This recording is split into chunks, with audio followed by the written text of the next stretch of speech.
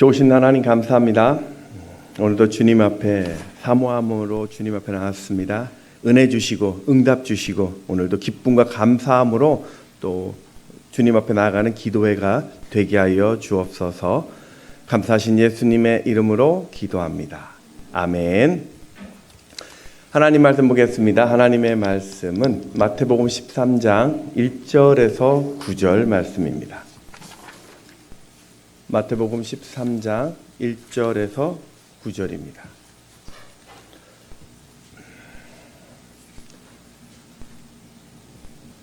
네. 한 절씩 교독하겠습니다. 그날 예수께서 집에서 나가사 바닷가에 앉으심에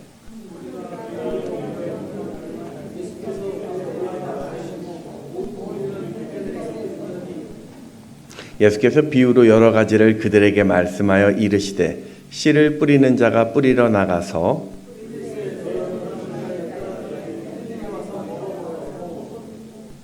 더러는 흙이 얕은 돌밭에 떨어짐에 흙이 깊지 아니하므로 곧 싹이 나오나 더러는 가시떨기 위에 떨어짐에 가시가 자라서 기운을 막았고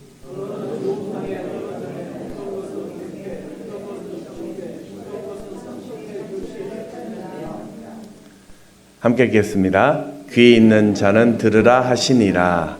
아멘. 에코를 조금만 빼주시면 좋을 것 같아요. 오신 여러분 환영하고 또 축복합니다. 우리 옆에 계신 분 이렇게 인사했으면 좋겠습니다.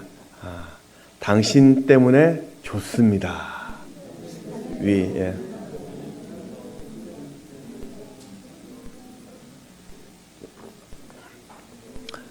네, 당신 때문에 정말 좋습니다. 것 같아요.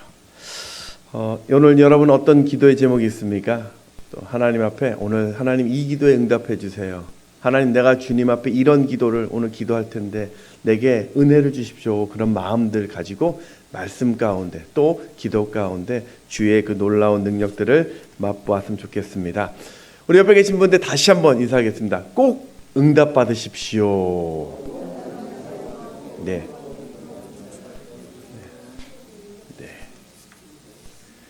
응답 받으려면 오늘 기도의 제목 꼭 놓치지 마시고요. 오늘 기도하시면서 믿음으로 기도하시면서 나아갔으면 좋겠습니다. 오늘 본문은 우리가 잘 알고 있는 너무나도 많이 들었던 그 본문입니다. 본문의 무대는 해변가이죠. 예수님 주변으로 큰 무리의 사람들이 몰려들자 예수님이 그 사람들에게 배를 오르셨고 지금 사람들은 그 배를 중심으로 주변에 둥그렇게 서 있는 상태입니다. 그리고 우리가 잘 알고 있는 우리 천국 비유 중에 하나인 씨가 뿌려지는 네 종류의 땅에 대한 비유가 나옵니다. 여기서 씨는 말씀을 이야기하고 또 씨 뿌리는 농부는 예수님이고 그리고 땅은 말씀을 대하는 사람들의 그 마음이라고 해석됩니다. 이 본문을 보면서 좀 들었던 의문 하나는 아니 왜 농부는 그 아까운 씨를 그냥 좋은 땅에 뿌리면 되지 그 굳이 딱딱한 길이나 아니면 돌밭이나 버려질 그 가시 덤굴이 자라는 그런 땅에 왜 뿌렸냐라고 생각이 되기도 합니다. 그런데 그 2000년 전의 이스라엘 땅은요 대부분이 척박한 땅이었습니다. 농사 짓기가 열악했어요. 더구나 그 땅에는 이게 뭐 밭인지 들판인지 구분도 잘 되지 않았습니다. 특별히 땅이 없었던 가난한 농부들에게는 그저 빈터만 있어도 그곳에 씨를 뿌렸습니다. 그래서 길가에도 또 돌밭에도 가시 덤굴이 자라는 그 땅에도 지금 이 씨가 뿌려진 것입니다.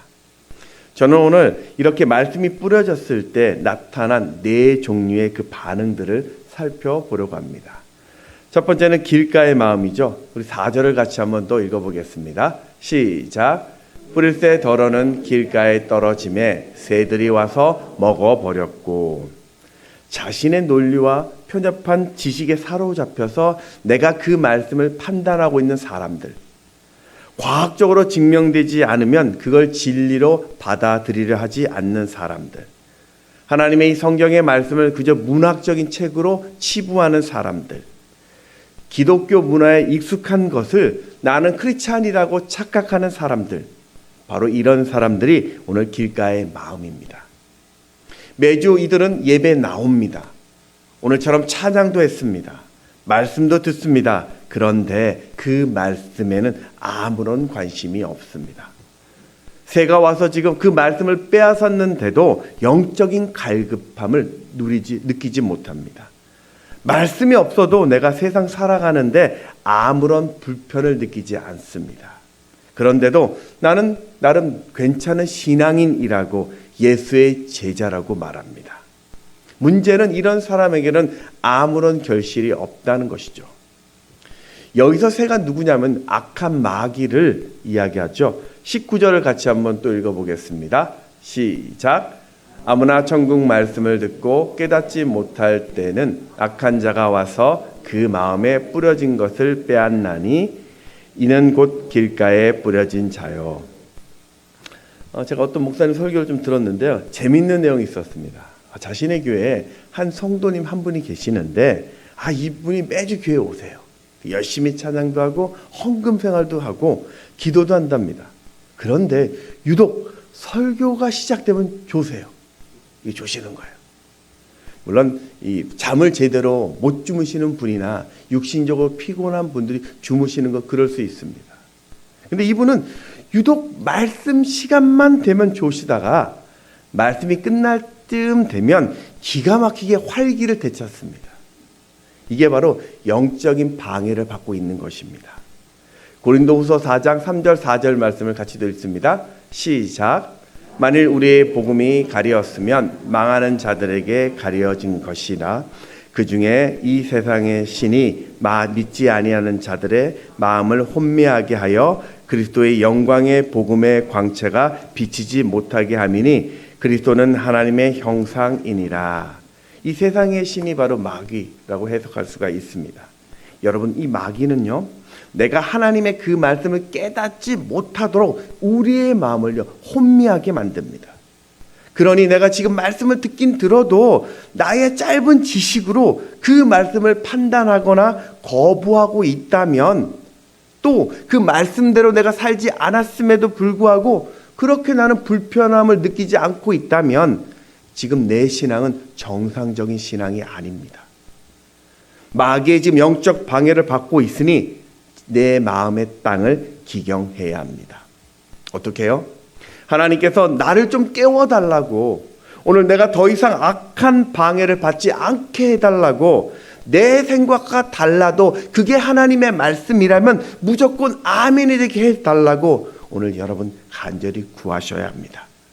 그것이 바로 이 내 마음의 밭을 갈아 좋은 땅으로 만드는 방법입니다. 자, 두 번째는 돌밭의 마음이 있습니다. 우리 5절과 6절을 같이 한번 읽습니다. 시작. 흙이 깊지 아니하므로 곧 싹이 나오나 해가 돋은 후에 타서 뿌리가 없으므로 말랐고. 이런 사람을 흔히 우리가 무늬만 크리스찬이라고 얘기합니다. 무늬만 그리스도인. 이 팔레스타인 땅에는 석회가 많습니다. 중동 사람들 여러분 보면 올리브유를 많이 먹는 이유 중에 하나가요, 그 땅의 지하수가 석회암으로 되어 있기 때문에 나오는 물 자체가 석회수입니다. 그래서 내 몸에 있는 석회질을 좀 씻어내는 방법으로 이 샐러드나 그 요리를 통해서 올리브유를 먹는 겁니다. 이 석회암으로 된 돌밭은요, 겉에는 흙이 얇게 있지만 속 전체가 다 바위입니다. 때문에 씨가 떨어지면 처음에는 조금 뿌리를 낼 수 있겠지만 해가 뜨는 즉시로 그 뿌리가 내릴 수 없으므로 곧 말라 죽게 되는 거죠. 그 해설서인 20절과 21절에 보면 그 해설이 나와 있습니다. 한번 읽어보겠습니다. 시작. 돌밭에 뿌려졌다는 것은 말씀을 듣고 즉시 기쁨으로 받되 그 속에 뿌리가 없어 잠시 견디다가 말씀으로 말미암아 환난이나 박해가 일어날 때는 곧 넘어지는 자요. 이런 사람의 특징은요, 말씀을 들을 때는요 그 말씀을 받아들여요. 아멘이 됩니다. 그렇구나, 은혜 받았다라고 이야기합니다. 그런데 내 삶에 조금만 어려워지면요, 급한 일이 생기기 시작하면 받은 그 말씀을 토해냅니다.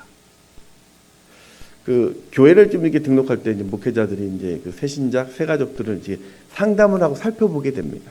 그럼 대부분 하시는 말이 이 교회가 너무 마음에 들어서 제가 이곳에 은혜를 받아서 교회에 오는 것이 너무 좋습니다. 신앙생활이 재미있다라고 얘기를 해요. 그게 등록을 하는데 어느 순간에 보면 그분이 이제 나오지 않는 분들이 계세요. 뭐 다 그런 건 아닌데 제가 진안교회에서 이제 그런 교구를 맡으면서 대교구를 맡으면서 이런 분들은 이제 신방을 하게 됐습니다. 근데 이유가 다양합니다. 내가 교회 갔더니 누구 때문에 상처받았어. 내가 안 나와. 거기 갔더니 사람들이 글쎄 너무 많아가지고 너무 답답해서 좀 조용한 교회로 가려고 해요. 또 어떤 분들은 자꾸 예배를 듣는데 자꾸 누가 와가지고 뭐하라 해가지고 그게 불편해서 교회를 좀 옮길래요 라는 분도 계시고, 심지어는 이런 분도 있었습니다.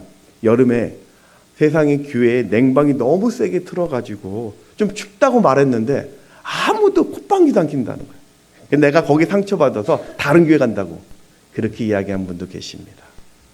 뭐 원인은 여러 가지 같지만 실은요, 지금 그 마음이 돌박과 같은 마음이라는 거예요. 물론 다 그런 것은 아니지만 여러분, 우리가 이렇게 말씀을 받으면 그 말씀이 내 안에 심겨져야 하고, 심겨진 그 말씀이 내 삶으로 번역되어 나와야 합니다. 그런데 문제는 세상이 그렇게 호락호락하지 않습니다. 내가 말씀을 따라 살려고 할 때마다 나에게 여러 가지 어려움이 닥칩니다. 왜냐하면 그게 당연한 게 믿는 우리는 세상과 다르게 살기 때문입니다. 베드로전서 2장 19절에 보면 부당하게 고난을 받아도 하나님을 생각함으로 슬픔을 참으면 이는 아름다우나, 그래서 베드로는요, 우리가 그렇게 당하는 고난을요, 부당한 고난이라고 이야기합니다. 이 말은요, 내가 예수 믿는데 부당한 고난 당하는 것을 이상하게 여기지 말고 그건 정상이니까 참고 견디라는 말씀입니다. 그럼 왜 하나님은 그렇게 우리에게 부당한 고난을 주실까요? 그건 지금 내 마음밭이 어떤지를요, 확인할 수 있게 하는 방법입니다. 견디기 힘든 고난과 시련 앞에서 우리는 정확히 내 신앙의 모습을 볼 수 있기 때문입니다. 평상시는요, 우리의 믿음은 잘 분간이 안 돼요. 그냥 찬양하고 예배하고 너무너무 평안한 가운데 나 신앙생활 잘하는 것 같아.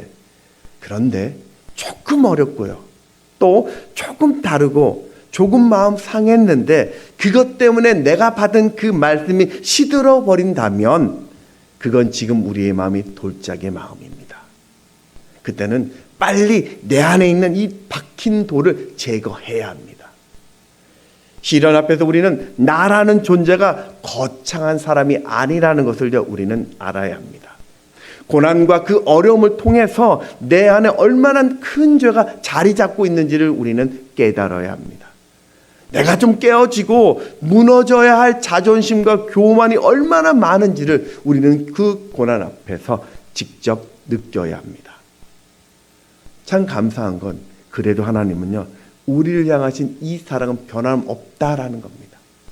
내가 그런 자리에 있다 할지라도 여전히 하나님은 여러분을 사랑하고 계십니다. 그렇다면 우리는 하나님이 지금 내 믿음을 바라보고 계시는구나, 이 시련과 고난 앞에서 하나님이 내가 하나님을 얼마나 사랑하는지를 보려고 하시는구나, 그렇게 하나님의 사랑의 눈으로 그 고난을 바라볼 수 있다면 여러분은 얼마든지 돌짝과 같은 내 마음을 좋은 땅으로 기경하게 될 것입니다.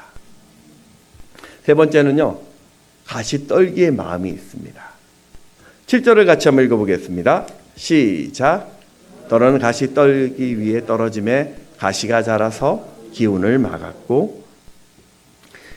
여러분, 가시떨기가 자라는 그 땅은 이게 좋은 땅일까요? 나쁜 땅일까요? 좋은 땅이죠. 가시떨기가 자랐는데. 좋은 땅인데 문제는 세상적인 염려와 재물의 유혹 때문에 그 땅의 열매가 막혔다라는 겁니다. 우리 22절을 같이 한번 읽어보겠습니다. 시작. 가시떨기에 뿌려졌다라는 것은 말씀을 들으나 세상의 염려와 재물의 유혹에 말씀이 막혀 결실하지 못하는 자요. 이전에 얘기했지만 염려하다라는 뜻은 이 헬라어로 메림나오라고 해서 분열하다, 분쟁하다, 나누다라는 뜻이라고 했습니다. 그러니까 내가 무언가를 염려한다라는 그 말은요, 내 마음이 나누어져서 하나님께 온전히 집중하지 못한다라는 말입니다. 앞날에 일어날 그 일 때문에 내가 마음이 빼앗겨서 하나님께 집중하지 못하니까 나도 모르게 지금 염려하고 있더라는 거죠. 그 염려 때문에 내가 한 발짝도 움직이지 못하고 꼼짝하지 못하고 그 자리에 서 있게 되는 것입니다. 이전에 한번 소개했는데 그 캐나다 작가 어니 젤렌스키의 모르고 사는 즐거움이라는 책에 보면요, 우리가 하는 이 걱정의 40%가 결코 일어나지 않을 일입니다. 그리고 나머지 70% 중에 30%는 이미 일어난 일입니다. 그리고 22%는 굳이 걱정하지 않아도 될 사소한 일이고, 그 8% 중에 4%는 걱정해봐야 어쩔 수 없는 일이고, 나머지 4%는 우리 힘으로 충분히 바꾸어 놓을 수 있는 일이라고 합니다. 그게 100%입니다. 그러니까 염려는 아무리 해봐야 소용없다는 말입니다. 여러분, 지금 오늘 여러분의 마음 가운데 지금 무엇을 염려하고 계십니까? 그거 소용없습니다. 그러니 그게 자녀의 문제든 물질의 문제이든 건강의 문제이든 인생의 숙제든 그 염려를 주님께 맡기시기 바랍니다. 우리가 그 주님 앞에 맡길 때만이 내 삶의 그 가시 떨기가 제거되고 쉼 있는 인생이 될 것입니다. 우리 마태복음 11장 28절 말씀 같이 한번 읽어볼까요? 시작. 수고하고 무거운 짐진 자들아 다 내게로 오라. 내가 너희를 쉬게 하리라.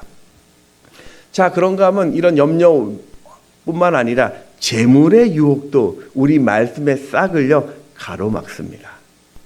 우리의 인생은요 늘 누구나 다 재물의 유혹을 받습니다. 여러분, 돈이 많은 게 행복일까요? 불행일까요?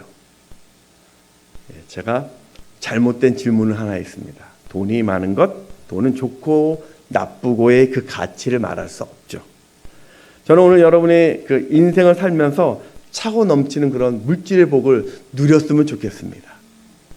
하나님께서 하늘문을 확 열어주셔서 여러분을 향하여서 그 하늘의 복을 가득가득 쏟아부어 주셨으면 좋겠습니다. 그래서 여러분이 그 하나님 주신 그 재물로 이웃을 위해서 또 하나님을 위해서 선한 일을 많이 하는 그런 복된 인생 살기를 축복합니다.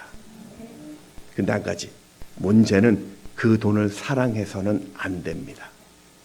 돈을 너무 사랑해서 돈만 믿고 살려면 안 된다라는 겁니다. 우리 그런 말 있지 않습니까? 세상에 돈 가지고 안 되는 일 없다. 막 그런 일. 근데 세상은 그럴 수 있습니다. 세상은 그럴 수 있어요. 왜냐하면 세상은요 돈을 최고의 가치로 두기 때문에 돈에 대해서 민감하게 반응합니다. 세상은요 돈이 보이는 곳이라면요 달려가서 그 돈을 움켜쥐려고 합니다. 하지만 믿는 우리는요 여기에 동의해서는 안 돼요. 왜냐하면 인생은 돈으로 되는 것이 아니라 하나님 한 분만으로 되는 것이기 때문입니다. 우리 마태복음 6장 우리 24절 말씀 같이 한번 읽습니다. 시작. 한 사람이 고기를 미워하고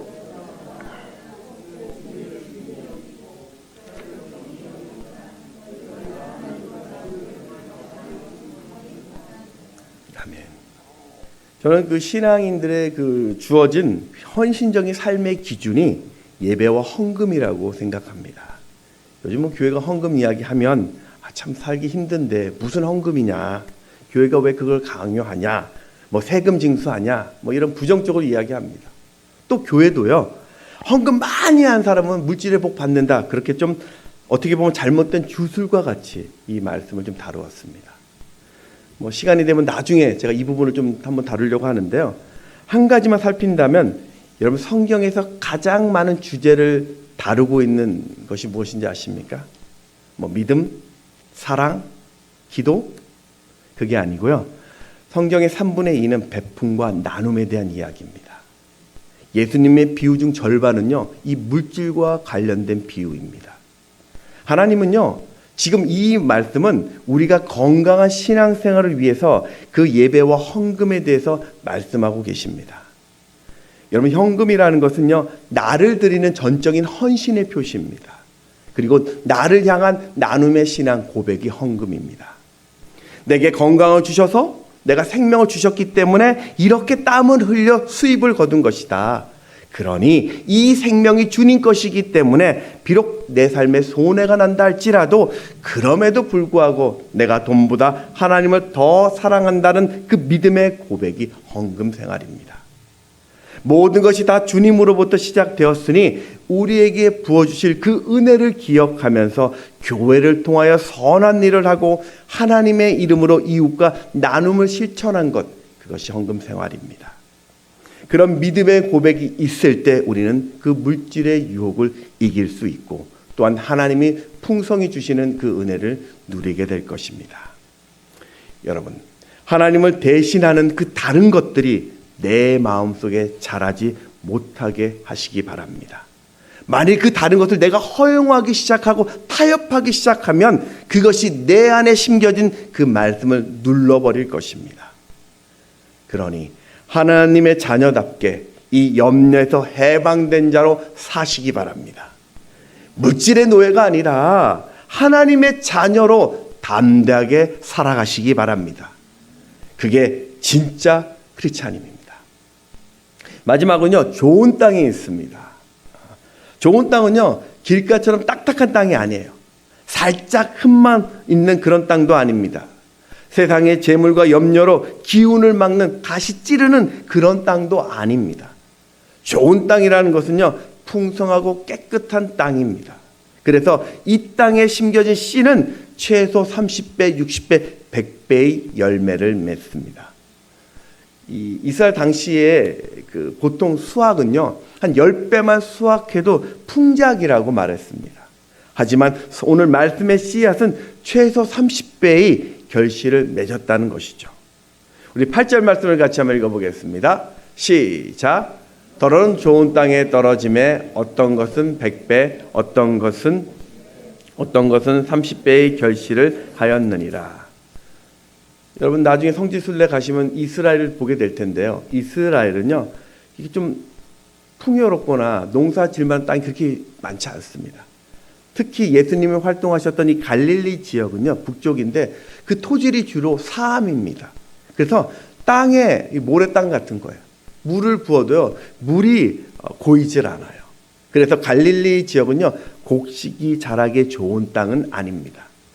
때문에 농부는요, 좋은 땅을 만들기 위해서 엄청나게 노력해야 합니다. 땅을 갈아엎어야 하고요, 매 순간순간 땅 속에 있는 그 돌들을 제거해야 되고, 가시떨기처럼 곡식이 자라지 못하게 하는 그 잡초를 순간순간 다 뽑아 주어야 합니다. 그리고 때때마다 물을 주어야 하고 또 수시로 거름을 주면서 그 땅을 기경해야 되는 거죠. 오늘 성경은요, 그 좋은 땅에 뿌려진다는 이 말씀의 의미를 뭐라고 설명하냐면 그 말씀을 깨닫고 내가 그 말씀에 순종하는 자라고 설명하죠. 23절에 보면 좋은 땅에 뿌려졌다라는 것은 말씀을 듣고 깨닫는 자니 결실하여 어떤 것은 100배, 어떤 것은 60배, 어떤 것은 30배가 되느니라 하시더라. 그러니까 한마디로 이야기해서 말씀에 붙잡혀 순종하는 그 삶을 살아갈 때 결실을 맺게 된다는 것입니다. 근데 또 잘 보면요, 좋은 땅이라고 해서 다 똑같은 좋은 땅이 아닙니다. 좋은 땅 중에서 더 좋은 땅이 있습니다. 보십시오. 30배의 열매를 맺는 땅도 있고요, 60배의 열매를 맺게 해주는 땅도 있고요, 100배의 열매를 맺게 해주는 그 땅도 있습니다. 이것은요, 내 마음밭을 어떻게 깊게 갈았느냐에 따라서, 얼마나 많은 거름을 주었느냐에 따라서, 얼마나 충분히 물을 공급해 주었는지에 따라서 더 좋은 땅이 될 수 있다는 겁니다. 다시 말하면 내가 하나님 앞에 얼마큼 더 낮아지는지에 대해서, 얼마큼 하나님의 그 은혜를 경험하는지에 대해서, 얼마만큼 하나님 앞에 인내하였는지에 따라서, 얼마만큼 순종하였는지에 따라서 그 믿음의 열매가 차이가 난다는 것이죠. 그러니 여러분, 오늘 하나님의 말씀을 거부하지 마시고 환영하시기 바랍니다. 하나님의 말씀을 의심하지 마시고요, 전적으로 신뢰하십시오. 그리고 받은 그 말씀대로 삶을 살아내시기 바랍니다. 그것이 내 마음밭을 가장 좋은 땅으로 만드는 방법이고, 그로 인해 풍성한 기쁨과 소출의 열매를 맺게 될 것입니다. 말씀을 정리하겠습니다. 우리 오늘 여러분의 마음밭은 어떻습니까? 한번 냉정하게 판단해 보십시오. 오늘 나의 마음은 어떤가? 복음에 무감신하고 또 형식적인 신앙에 그저 지금 이렇게 살아가고 만족하고 있다면 오늘 내 마음은 길가에 딱딱한 마음입니다. 말씀을 받고 내가 잠시는 기뻐했지만 다가오는 그 고난과 환경 때문에 오늘도 또 무너져 있다라면 그분은 지금 돌짝과 같은 마음입니다. 세상의 그 염려 때문에, 물질의 유혹 때문에 말씀 대신 다른 곳의 시선에 관심을 쏟고 있다면 그분은 지금 가시떨기가 가득한 마음입니다. 오늘 그런 마음에는 내가 아무리 말씀에 씨가 뿌려지고 그 말씀이 선포된다 할지라도 그 어떤 열매를 맺을 수 없습니다. 오늘 여러분, 주님께서 우리 가운데 역사하사 굳어진 내 마음밭을 갈아엎도록 여러분 나를 하나님께 맡기시기 바랍니다. 오늘 내 마음밭에 돌멩이가 다 제거되도록, 가시떨기가 다 뽑혀지도록 은혜의 단비를 구하십시오. 우리 주변에 보면 그런 이야기 듣잖아요. 내가 말씀을 듣고 순종했더니 그 죄악이 가득한 이 땅 가운데서도, 이 현실 속에서도 승리하는 사람들을 우리는 종종 봅니다. 말씀대로 사는 것이 분명 저 사람에게 손해인데, 놀림거리가 될 것 같은데도 이루 말할 수 없는 하늘의 은혜를 누리는 그런 신앙인들의 모습도 우리는 봅니다. 그러니 여러분, 오늘 여러분이 하나님의 함께 하심을 믿으면서 성령 하나님이 오늘도 나와 함께 하심을 믿으며 그 신앙의 모습 가운데 서가시기 바랍니다. 오늘 기도할 때 하나님, 내 삶에 성령의 이른비를 부어주옵소서. 성령의 늦은 비를 부어주시옵소서. 성령의 이슬비가 내 마음 가득가득 뿌려지기를 구하시기 바랍니다. 하나님은 반드시 여러분을 도우실 것입니다. 찬양하겠습니다.